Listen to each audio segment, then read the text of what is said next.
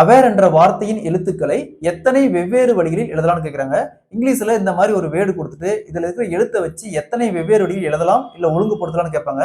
இந்த model some கேட்டாங்களா? First எத்தனை லெட்டருக்குன்னு கவுண்ட் பண்ணுங்க. 1 2 3 4 5. அப்போ 5 ஃபேக்டோரியல். நெக்ஸ்ட் ஏதாவது ஒரு லெட்டர் வந்த லெட்டர் ரிப்பீட்டா வருதுன்னு பாருங்க. இங்க ஏ மட்டும் 2 டைம் வந்திருக்கு. அப்ப 5 ஃபேக்டோரியல் வகுத்தல் 2 ஃபேக்டோரியல். இது தவிர வேற எந்த ஒரு லெட்டரும் ரிப்பீட்டா வரல.